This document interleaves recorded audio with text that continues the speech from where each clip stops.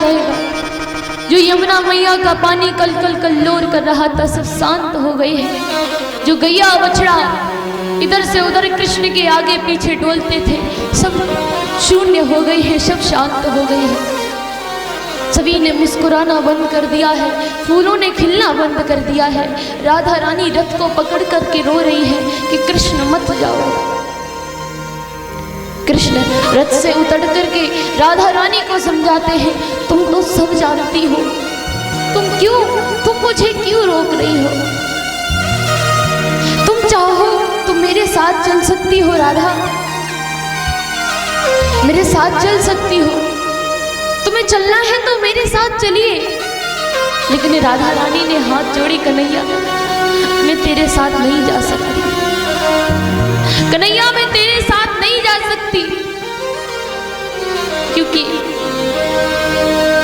त्रेता युग में तूने सीता मैया से प्रेम किया।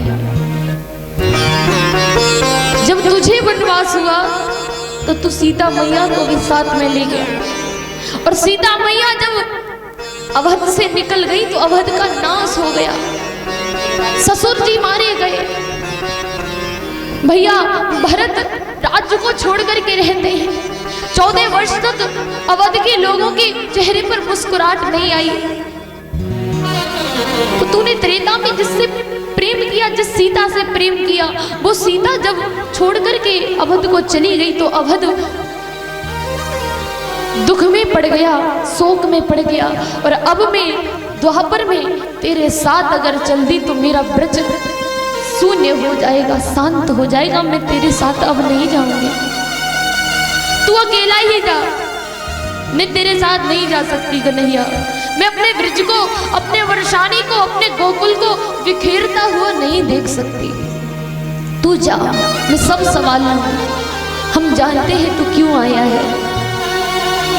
कृष्ण ने राधा से कहा कि राधा मुझे एक वचन दो, तुम कभी भी अपनी आंखों से आंसू नहीं गिराओगी, क्योंकि अगर तुम ही रोगी तो इन ब्रजवासी, इन पागलों को, इन प्रेमियों को कौन समझाएगा, कौन समझाएगा इनके चित्त को।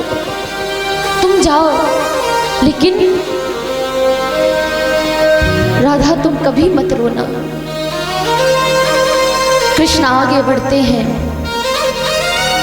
यमुना मैया के किनारे अक्रूर जी ने रथ को रुकवाया, उसमें यमुना मैया में स्नान किया है।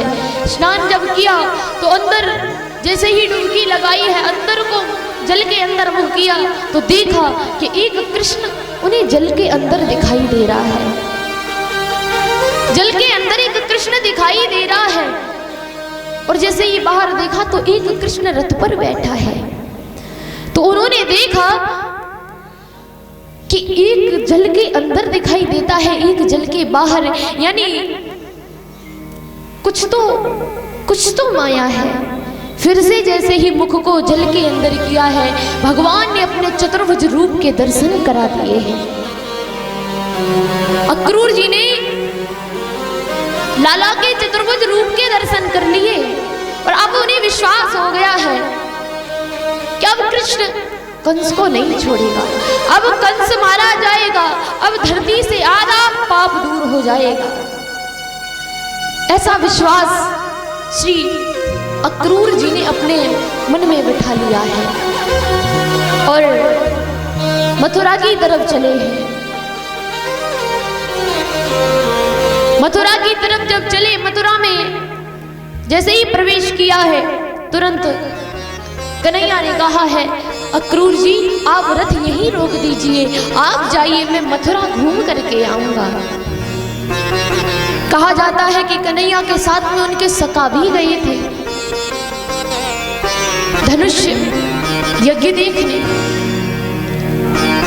जब कन्हैया ने आगे बढ़कर के एक धोबी पर अपनी दृष्टि डाली तो एक धोबी मदिरा पान करके बड़े सुंदर वस्त्रों को अपनी पोटली में भर करके ले जा रहा था। कृष्ण ने रोका, अरे रुको रुको धोबी मामा रुको, मैं कंस का भांजा हूँ, मामा कंस मेरे मामा हैं, यहाँ की राजा मेरे मामा हैं, तो आप मुझे कुछ वस्त्र दे देते तो मैं उनकी सभा में जाने का अनुकूल हो जाता, उन्हीं जैसा बन के जाता, क्योंकि मैं ग्वाला हूँ और मैं ग्वाला हूँ तो राजा की सभा में ऐसे कैसे जा सकता हूँ, तो आप मुझे मेरे अनुकूल वस्त्र दे दीजिए। धोबी ने कहा, अच्छा गांव के गवार ग्वाले, तू राजा के वस्त्र पहनेगा? तुझे पता है ना मैं राजा का धोबी हूं, तुझे मैं वस्त्र नहीं दे सकता। देखो तुम विरज के गवार ग्वाले हो, आप इन वस्त्रों लायक नहीं हो। तो जैसे ही उल्टा सीधा जैसे ही गालियां देना प्रारंभ की है धोबी मामा ने, एक घूंसा जमाया है कृष्ण ने, धोबी मामा का राम राम सत्य हो गया। ये धोबी कहते हैं कोई और नहीं, अयोध्या का वही धोबी है जिसने सीता मैया पर दोष लगाया था और राम जी बदला लेने के लिए बहुत दिनों से इंतजार कर रहे थे। द्वापर में आकर के इसका उद्धार किया है। आगे बढ़े हैं, दर्जी से मिले हैं। दर्जी ने लाला के जो वस्त्र धोबी से लेकर के आई हैं उन्हें उनके नाप के बना दिए हैं, लेकिन कृष्ण कहते हैं धोबी दर्जी मामा मेरे पास आपको देने के लिए कुछ भी नहीं है, हम आपको क्या दें? उन्होंने कहा आपने मुझसे वस्त्र सिलवा लिए और मैंने आपको पहना दिए, यही बहुत है। अब तो दर्जी को कृष्ण ने वरदान दिया कि जाओ, मैं तुम्हें वरदान देता हूं कि कलयुग में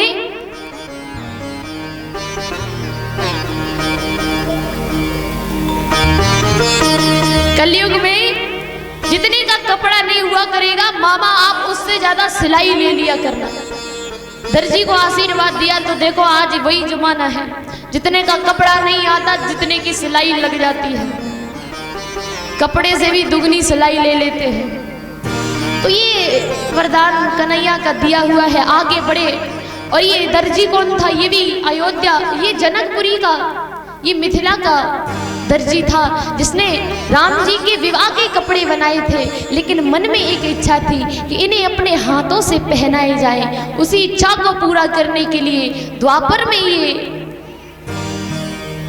दर्जी बनकर के आई और कृष्ण को अपने हाथों से वस्त्र पहनाए हैं। आगे माली मिला है, माली ने पुष्पों को डाला है। जब कृष्ण और आगे बढ़े हैं तो एक 3 जगह से टेढ़ी स्त्री मिली है, इसका नाम है कुब्जा। कुब्जा को देख करके कृष्ण ने सोचा कि देखो कितनी सुंदर स्त्री है जो 3 जगह से टेढ़ी है। कृष्ण ने कहा वाह वाह सुंदरी कहाँ जाती हो,